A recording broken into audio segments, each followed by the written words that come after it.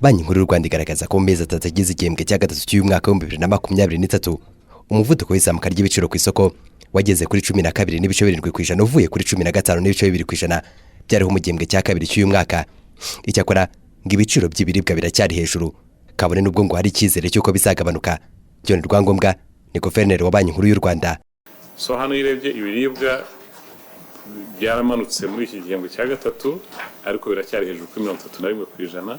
Yebye nk'ibirayi mu kwezi kwa munani ntabwo byatumbagiye cyane, byageze kuri amafaranga 840.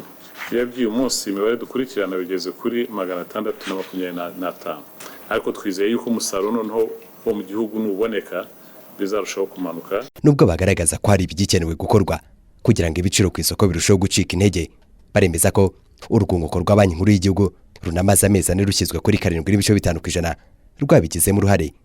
Iyo ngo ni nayo mpamvu batigeze bahindura iyo mibare.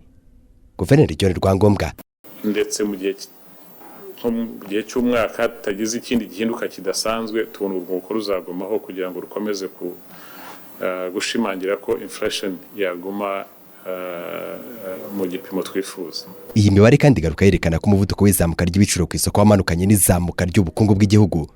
Iyo mibare igaragaza ko ubukungu bw'u Rwanda bwerekeza ku izamuka rya 5.2% rivuye kuri 6.3% byariho mu gihembwe cya kabiri cy'uyu mwaka, n'9.2% byariho mu gihembwe cya mbere. Ndetse abahanga mu bukungu bakunze kuvuga ko iki cyemezo gishyirwaho kugabanya izamuka ry'ibiciro ku isoko kigira ingaruka ku iterambere ry'ubukungu. None se niko byagenze no ku bukungu bw'u Rwanda? John Rwangombwa: twebwe irebye iyi kumanuka k'ubukungu muri rusange ko tubibona, ubukungu akenshi bwazamutse muri ibihembwe bishize kubera services. So biragaragara ko byamanutse, ariko mu by'ukuri nuko tugereranya naho byazamutse cyane mu mwaka ushize. Iyo urebye twebwe niyo yatumye habaho kumanuka. Ibyemezo bifatwa na Banki Nkuru y'Igihugu uko bigira ingaruka kuri kwa kugenda buhoro k'ubukungu, akenshi binyura mu mafaranga agurizwa abantu.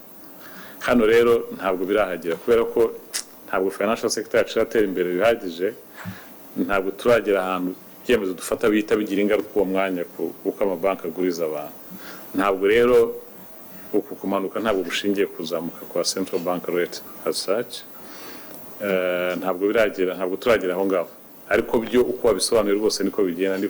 Nubwo bimeze bityo, Banki Nkuru y'u Rwanda ivuga ko uyu mwaka uzasiga umuvuduko w'izamuka ry'ibiciro ku isoko ugeze hagati ya 2.8%, ndetse ngo banakurikije imyitwarire y'inkingi zigize ubukungu bw'u Rwanda baremeza ko uyu mwaka uzaba usiga kwizamuka rirenze 6%. David Nzabonimpa, TV 10.